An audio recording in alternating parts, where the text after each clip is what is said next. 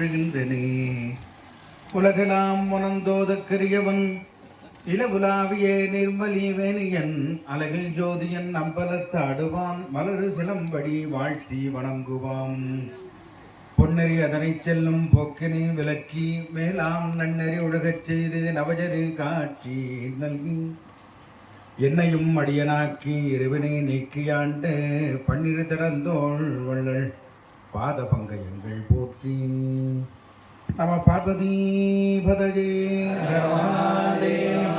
தென்னாருடைய சிவனை போற்றி. நம சிவாய வாழ்க.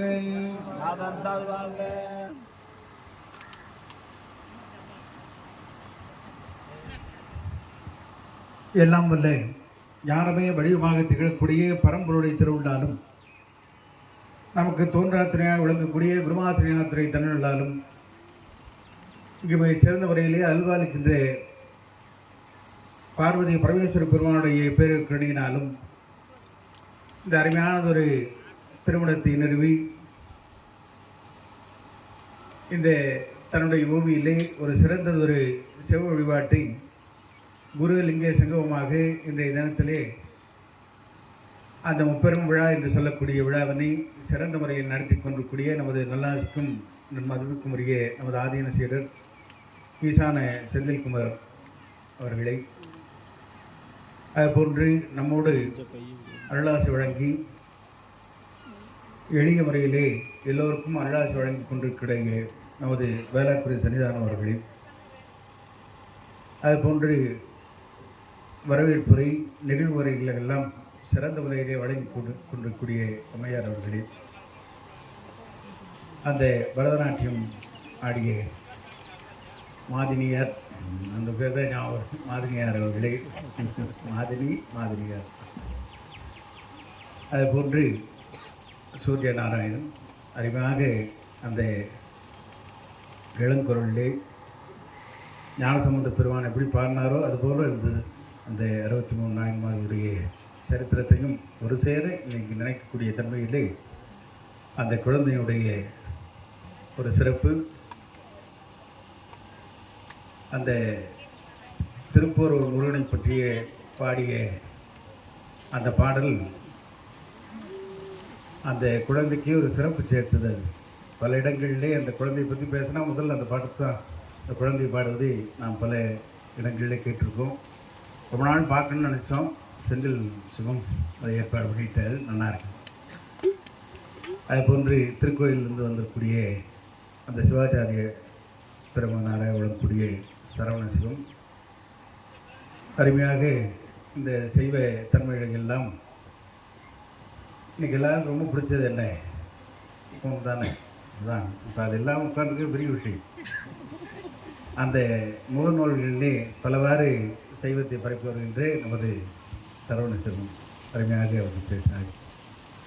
அதனைத் தொடர்ந்து நமது ஏகலைவன் அவர்கள் அருமையாக பேசினார்கள். அதுபோன்று திருநாவுக்கரசரம் மடத்தினுடைய சாமியும் நல்லா பேசினாங்க. இதுக்கு மேலே நாங்கள் என்ன பேச போகிறோம்னே தெரியல.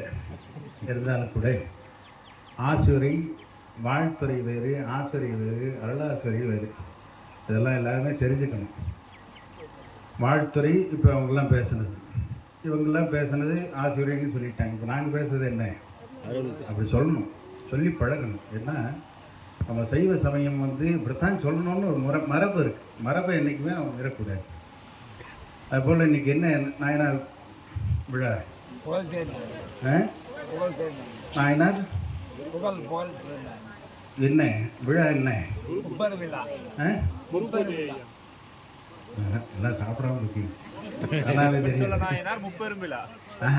குரு பூஜை விழா, குரு பூசைன்னு சொல்லக்கூடாது, எல்லாரும் தெரிஞ்சுங்க.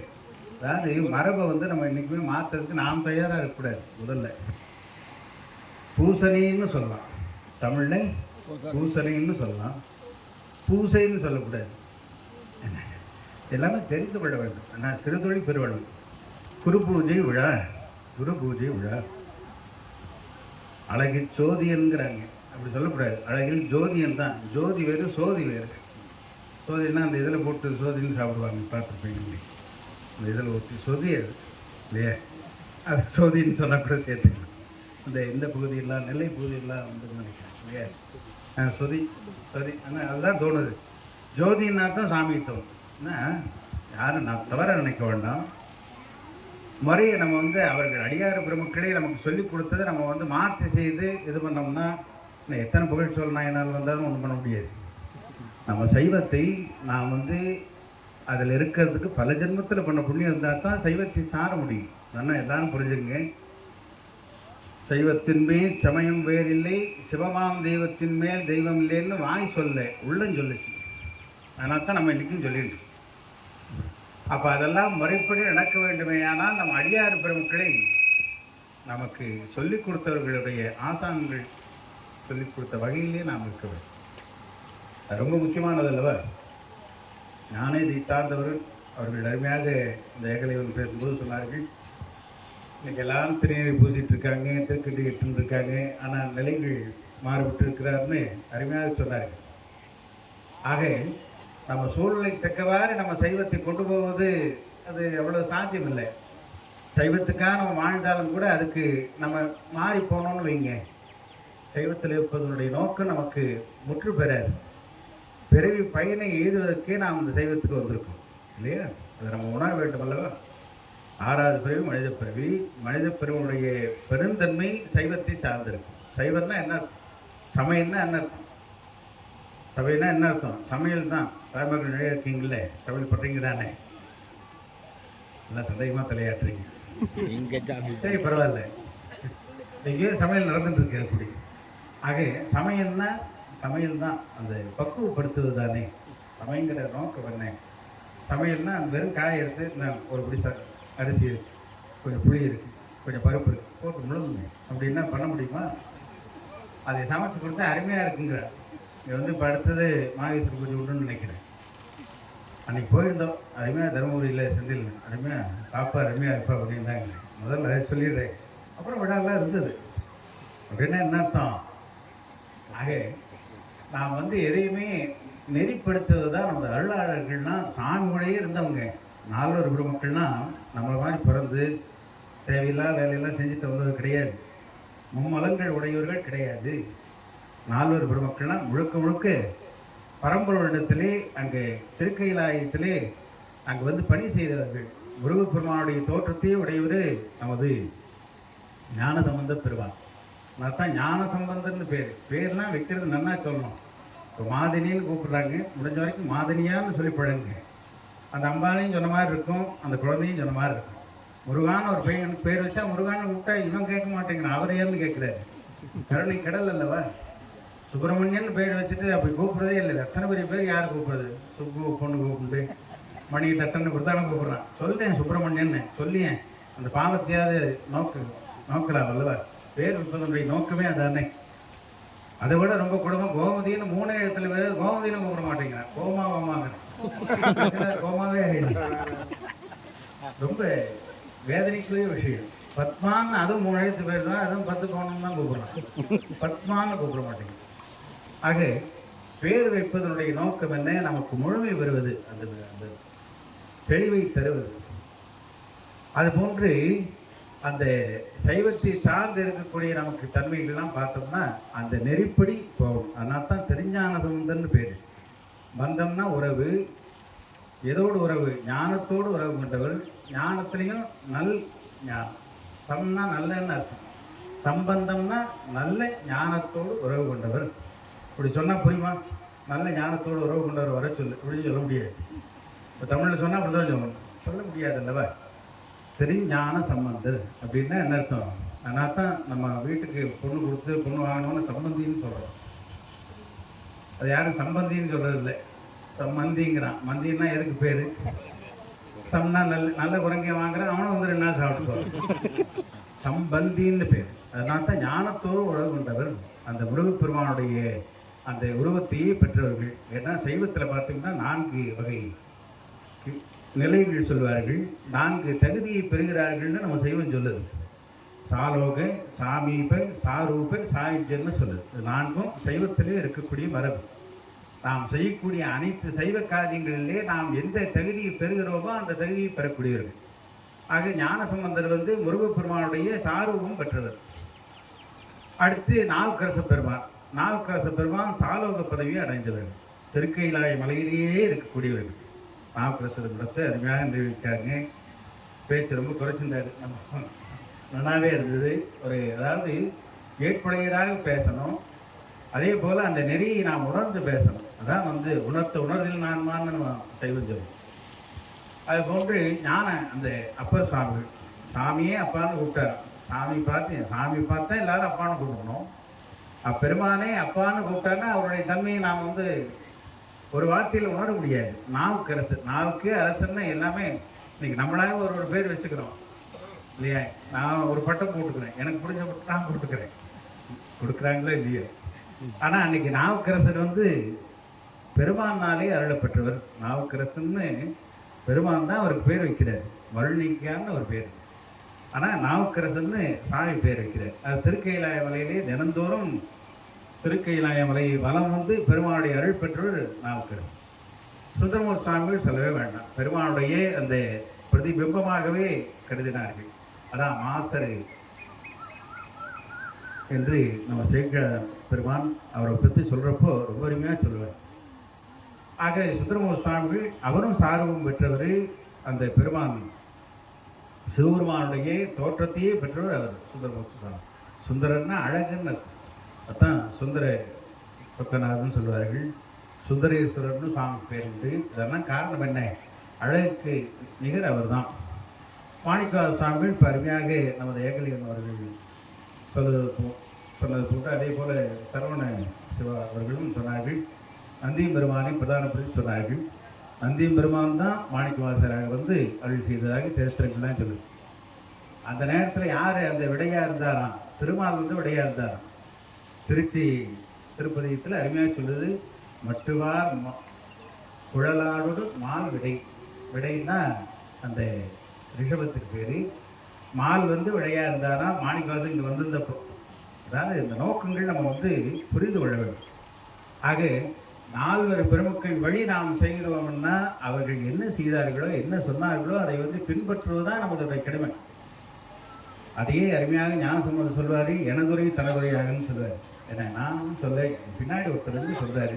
சொல்றது யாரு? பரம்பொருள் சொல்றாரு. ஆக அவர்கள் எடுக்காத முயற்சி நாமெல்லாம் எடுத்தோன்னு வைங்க, அப்போ வினை வந்து நம்ம நன்னாவே பட்டின்னு இருக்கு.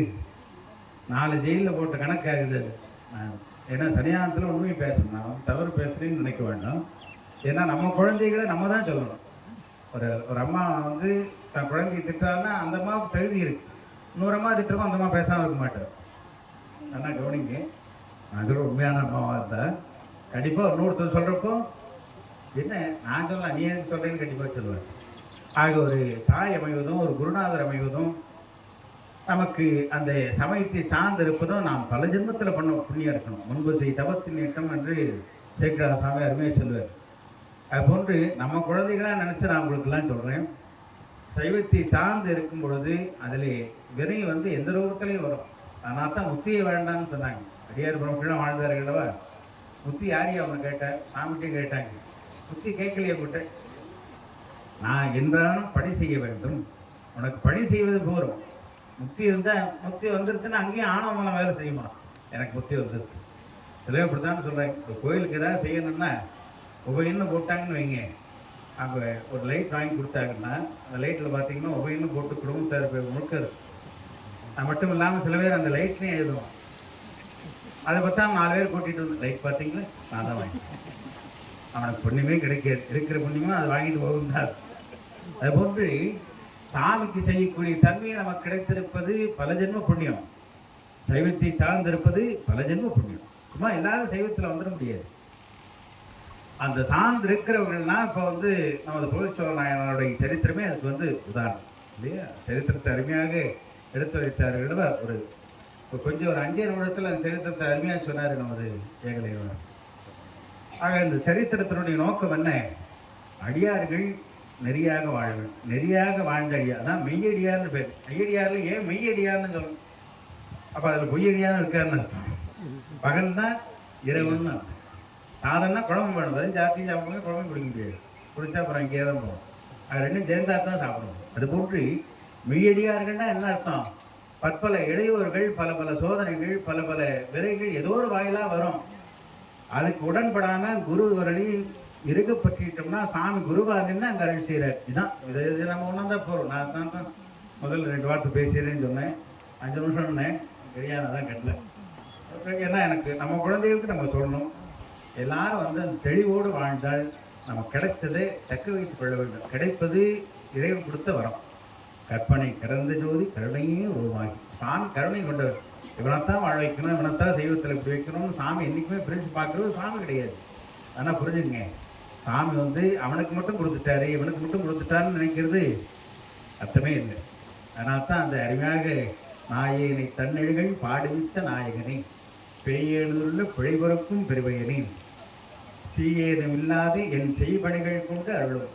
என் செய்பணிகளில் சீயேதும் இல்லாது கொண்டு அருளும். அப்படிதான் சொல்லும் அந்த மாணிக்கவாசருடைய வார்த்தை. நான் செய்யக்கூடிய பணிகள் நான் எப்படி வேணாலும் செய்கிறேன். ஆனால் நீ வந்து அதை அட இப்படி பண்ணிட்டானே அப்படின்னு நீ சொல்கிறது கிடையாது. நான் தான் சொல்லணும். இப்போ ஏதாவது மாற்றி பண்ணி இது பிறகு அப்படிங்கிறப்பல்லவா அதை சாமி சொல்கிறாரு. சீயேதும் இல்லாது என் செய்பணிகள் கொண்டருளும் தாயான ஈசர். ஆக ஒரு தாய் தான் வந்து சொல்லுவார். அதுபோல் எனக்கு ஏதோ தோணுச்சு நான் சொல்கிறேன். சாமி அருமையாக சைவத்தை கொடுத்துருக்காரு, நல்ல குருமார்களை கொடுத்துருக்காரு, நல்ல திருக்கூட்டத்தை கொடுத்துருக்காரு. இதெல்லாம் வந்து சாமி நமக்கு கொடுத்த கிஃப்ட்டு. என்ன இங்கிலீஷில் வைக்கிறேன் இல்லையா, நமக்கு கிடைத்த பரிசு. ஆமாம், இன்னைக்கு எல்லாம் இங்கிலீஷில் சொன்னேன். ஐயான்னு கூப்பிட்டா ஏயா என்னை போய் ஐயான்னு கூப்பிட்றேன், வயசான ஆக்கிட்டேங்கிறேன். அதே சார்னு கூப்பிட்டேன் அப்படி சாருங்கிறாரு. சார்னா ஐயா ரெண்டு ஒன்று தான் தமிழில். ஆக நம்ம வந்து தெளிவு வருவதற்கு இன்னைக்கு ரொம்ப முக்கியமானது இறைவன் வழிபாட்டிலே வந்து நாம் வந்து பாகுபாடு பார்த்துட்டு தேவையில்லாதான் செஞ்சுட்டு இதெல்லாம் நமக்கு அவசியமல்லாது. ஆக வினையை நாமே கூட்டிக் கொள்ளக்கூடாது. ஏன்னா வினை எந்த ரூபத்துலேயும் வரும். ஏன்னா அந்த மெய்ப்பொருள் நாயனார் சரித்திரத்தில் ஊதி பூசிட்டு வினை வந்தது. வினை வந்தோன்னா அவர் வணங்கினாரு, அவன் கொண்டாடா இல்லையா? அவருடைய சரித்திரம் நம்ம படிக்கிறோமா இல்லை? காரணம் என்ன? விபூதி பூசின்னு தான் வரும். ஏன்னா விபூதி பூசினா அவனை போய் மயக்கிடலான்னு சொல்லி. ஏன்னா மயக்கங்கள் அப்படி இன்னைக்கு நிறையா வரும். அதில் வந்து நம்ம ஆட்படக்கூடாது. அதுக்கு தான் குருநாதர்கள் நமக்கு வைத்தார்கள். குருநாதர் எப்போவுமே ஒரே நெறியில் இருந்து ஒரே நெறியில் சொல்லுவார். அதுபோன்று நாம் சார்ந்தவர்கள்லாம் முடிஞ்ச வரைக்கும் நாம் என்ன பெரியவர்கள் சொல்லியிருக்காங்க, முன்னோர்கள் நமக்கு அருளாளர் பெருமக்கள் வழங்கியது தான் சாமியை கருணை கொண்டு வழங்கினது. அவராக பார்த்து அனுப்பிச்சது தான் இந்த நால்வர்கள். அதுபோன்று அருமையாக இப்போ அந்த சரித்திரத்தை சொல்கிறப்ப என்ன சொன்னாங்க, அந்த அவரை வந்து தன்னை வாழால் வெட்ட சொல்கிறாரு அந்த சோழ நாயனார். அவர் என்ன வெட்டுங்கிறாரு, இப்படியே பேசிட்டு இருக்காரு. கடைசியில் புகழ் சோழர் என்ன பண்ணார், சரி நீங்கள் பண்ண வேண்டாம், நானே அப்படியே மேலே தூக்கி போடுறேன், அந்த கத்தியை மேலே வந்து ஒழுகிட்டோம். ஏன்னா நடந்த விஷயம் அப்பேற்பட்டது. என்ன அதாவது புகழ் சோழ நாயனார் திருமணம்னு ஏன் செந்தில் வச்சுருக்காருன்னு இப்போ தான் நினச்சேன். அதே அதில் சரித்திரத்தில் அருமையாக அவர்னால் ஆட்கொள்ளப்பட்டு இங்கே சரி பண்ண இடம் அந்த தருமபுரி. இல்லையே அவர் சரித்திரம் சொன்னார் அல்லவா, ரொம்ப அருமையான சரித்திரம். ஒவ்வொன்றுலேயும் ஒரு கருத்தை நம்ம கண்டிப்பாக எடுத்துக்கணும். அருமையாக இங்கே வந்து அந்த இங்கே வாழ்ந்து அரசராக வழங்கிய அந்த அதியமானுடைய கோட்டையிலே புகழ்ச்சோழர்கள் இங்கே வந்து இங்கே வெற்றி பெற்று இதனாலே அந்த திருவடியை அடைந்தார். அப்போ அது ஒரு குறைபாடு வந்து இருந்திருக்காரு. அதை நிறைவு செய்கிறது தான் நமது புகழ்ச்சோழர் நாயனார். அவர் பெரிய வச்சு ஏன்னா அந்த அவர் வந்து திருவடி பேர் அடைவதற்கு அவர் போய் சேர்வதற்கு உதாரணமாக இருந்த இடம் நமது தருமபுரி. அதில் ஆண்டவர் நமது அதியமான். அவரை சூழ்ந்து வந்ததுனாலே இப்போ புகழ்ச்சோழ நாயனார் இங்கே வந்திருக்காரு. எதுவுமே காரணம் இல்லாமல் காரியம் இல்லை. நன்னா அதை வந்து உணர்ந்து கொள்ள வேண்டும். இவர்களை வைத்து செய்து கொள்ள வேண்டும். வகுத்தான் வகுத்த வழியில்லால் கூடி தொகுத்தாக்கும் தெரிகிறது. இவர்களை வைத்து இது செய்து அந்த திருவள்ளுவை பெற வைக்க வேண்டும்னு பெருமானுடைய அவர் யாருனாலையும் மாற்ற முடியாது. எங்கேயும் இருக்காரு புகழ்ச்சோழ நாயனார் சோழ மண்டலம். இங்கே இவர் வந்து தருமபுரியில் வச்சுருக்காருன்னு நினச்சா இன்றைக்கி சுவாமி விட கொடுக்குறாரு. அதான் சாமி விடை கொடுத்தாருன்னா ஏற்றுக்கணும். அப்படி கூட இருக்குமான்னு நம்ம நினைக்கக்கூடாது. ஆக நம்ம திருமணத்து சீடர் அவர் தாங்கிறது நம்ம பெருமைப்படுறோம். ஆக அந்த வகையிலே பல இடையூறுகள் அவருக்கு புகழ்ச்சோழ நாயனாருக்கு என்னென்ன இடையூறு இருந்ததோ அத்தனையும் செந்தில் வாசுவருக்கு இருக்கு. அதெல்லாம் பொருட்படுத்துவதில்லை. கொஞ்சம் அப்படி மாறி இருந்தாருன்னா இவர் ஒதுக்கிறாரு, இல்லை அவங்கள ஒதுக்கி விட்டுறாரு. அதுக்காகவே அவர் மேல் நான் ஒரு பற்று கொண்டுள்ளோம்.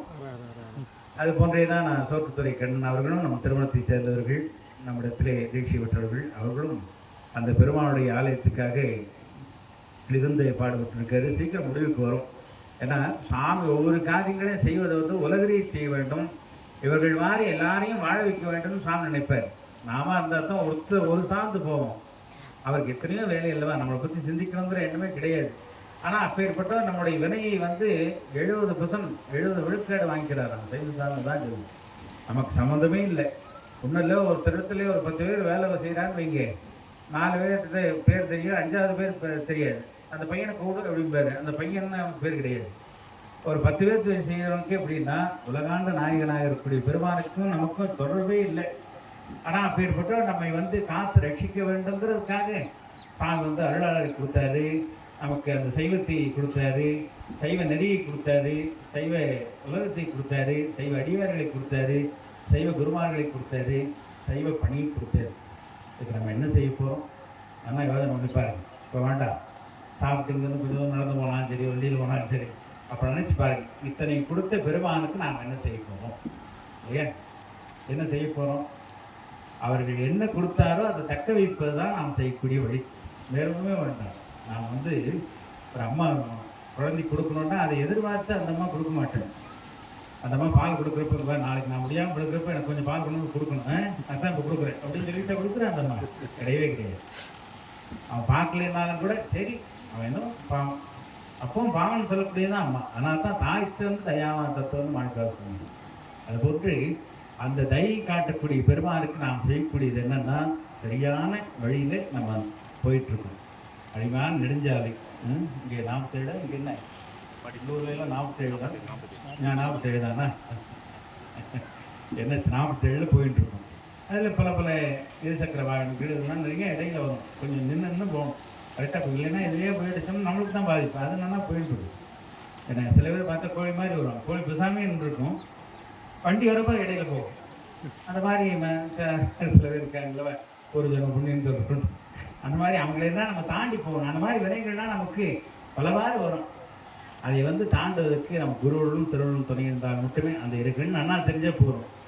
என்ன அதுக்கு நாம் வந்து இந்த இடத்துல இந்த புகழ்ச்சோழ நாயனார் இந்த அருமையான ஒரு இடத்துல ஒவ்வொரு முறையும் நான் சொல்கிறோம், ஒவ்வொரு மாற்றங்கள் வரும்னு சொன்னோம். இந்த முறை அம்பிகை பிரதிஷ்டை செய்திருக்கிறார்கள். அடுத்தபடியாக என்ன சாமி கருவறை அமைச்சிருவார். அதெல்லாம் நம்ம குருவர்கள் கண்டிப்பாக இருக்கும். ஏன்னா சில சோதனைகள் வரும், வந்து அதை மீறி போகணும். அதுக்கு குரு வழி சிந்திக்க வேண்டும். அதுக்கு உதாரணமாக நமது ஈசான சந்தேசமும் அருமையாக வாழ்ந்துட்டுருக்காரு. அதுக்கு எல்லோரையும் அவர்கள் அரவணைத்து இது போன்ற இந்த பகுதியிலே பற்பல இது போன்ற மடங்கள்லாம் இருப்பது பலரும் தெரியாது. அந்த பணிகளை எல்லாம் செய்திருக்கிறவர்களை அவர்களுக்கு ஒரு சிறப்பு செய்ய வேண்டும் என்பதுதான் அவர் வந்து ஒவ்வொரு தரையும் நம்மளிடத்தையும் சொல்லுவார். சாமி 100 ஆண்டாக இருக்குங்க, அது வந்து 80 ஆண்டாக இருக்குங்க, இது வந்து 70 ஆண்டாக இருக்குது, இவர்கள்லாம் தெரியாமே இருக்குது, அதை பண்ணுங்க நான் வரேன் தான் சொன்னது அதான். ஆக சாமி அந்த பணியை கொடுத்துருக்காரு, அவர் பண்ணுறாரு. ஆக பணி செய்கிறவர்களுக்கு சாமியே அடியாருக்கு அடியேன்னு தான் சொன்னார். தில்லைவாழ் அந்தனதும் அடியாருக்கு முடியன்னு யார் சொன்னார்? யார் சொன்னார்? சாமி சொல்லல, சாமியே சொன்ன. திருவாரூர் பெருமான் தான் பிள்ளைவாழ் அந்தனதும் அடியாருக்கு முடியேன். சேர்க்கிறாரு கூட உலகலாம்னு தான் ஆரம்பிச்சு கொடுத்தாரு. போதது கறிவன்னு சொன்னவர் சேர்க்கிறார் பெருமான். ஆனால் முழு வார்த்தையாக சொன்னது திருவாரூர் பெருமான், தியாகேசி பெருமான் தான் சொன்னார். தில்லைவாழ் அந்தனதும் அடியாருக்கும் அப்படியே. அங்கே வந்து சாமியை தரிசனம் பண்ணுவதற்காக அந்த விழா மண்டபத்தில் போகிறாரு. யார்? சுந்தரமூர்த்தி சுவாமிகள் போகிறாரு. இது போன்ற அடியார்களாக சூழ்ந்திருக்காங்க. அவர்களை வந்து இடையூறுபடுத்தக்கூடாதுங்கிறதுக்காக ஓரமாக போகிறாரு. அடியார்கள் பார்த்தும் பார்க்காம போகிற மாதிரி நினச்சிட்டாங்க. அங்கே வெறுமண்ட நாயனான்னு வந்து அப்போ அவர் சொன்னார். என்ன சொன்னார் சொல்லுங்க?